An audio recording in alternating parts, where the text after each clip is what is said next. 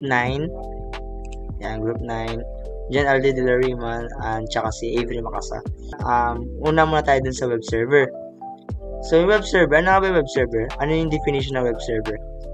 Ang definition ng web server is a server program that generates and transmits responses client requests for web resources. Handling a client request consists of several key steps. So, ito nga, parsing request, nag-request a message from the server, then checking the request authorization, also authentication sa part.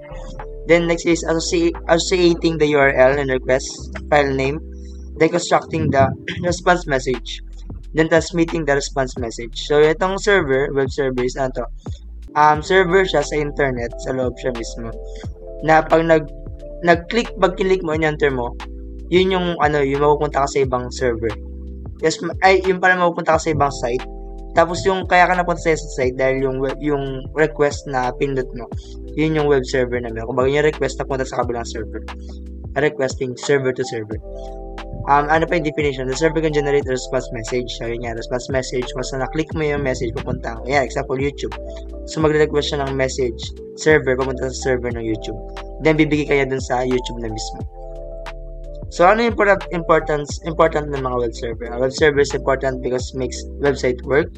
So, it delivers the website, yan, send message in a web page. People when they ask for them, then store website data. So, yun nga, nag-store siya ng website ng data. It keeps all image, information, website. So, handle request. Nag-handle siya ng request para magbigay gives them to the right, web page. Kung magbibigay ka sa web page. Then, keeps website running. Without web server, website would exist online. So, yun nga. Kung wala web server, hindi gagana yung website. Kasi yun yung parang request. Yun yung website. So, website versus web server. So, yun nga. Yung website, yun yung web page. Yung consistent collection of web pages. Particular, pati yung mga host name. Yung web server naman, yun yung program sa loob na satisfy client request. Yun yung nagre-request. Web resources. So, yun yung pinagkaiba na ng website tsaka web server. So now let's proceed sa next topic, which is yung Content Delivery Networks or CDN.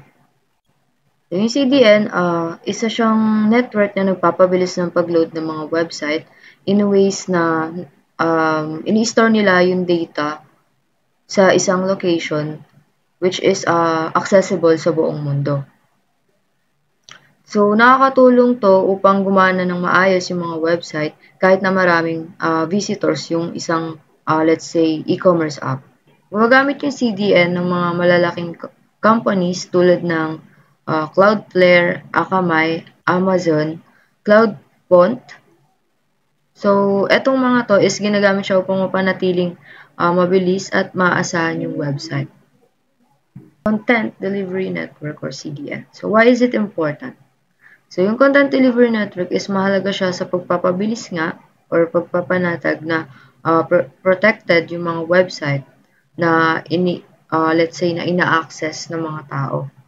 So, with this is mas mabilis yung pag-load and sa pamamagitan nito is na-store or nakakopy ng website sa iba't ibang lugar yung data.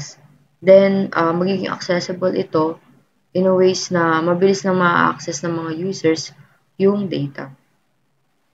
So, kaya nitong mag-handle ng maraming visitors.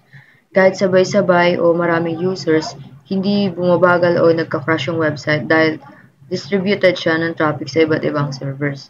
Now, let's proceed sa edge computing. So, yung edge computing, isa siyang uri ng distributed computing kung saan yung process ng computation ng data is nasa storage at nililipat niya sa mga devices at users na nag-generate ng data. So, imbes na mag-rely lamang sa mga centralized cloud servers na commonly nasa malayong lugar, with edge computing is mas mapapabilis yung pag-process ng data sa local o sa mga malalapit na edge nodes. So, sa pamamagitan ng ganitong setup, yung performance ng application is mag-improve at mas mapapabilis yung pag-process ng mga data at may iwasan yung mga loading time.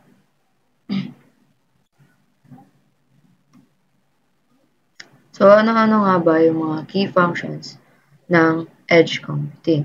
So, unang-una is yung processing data closer to the user. Bali, minumove nila yung server sa pinakamalapit na location ng user.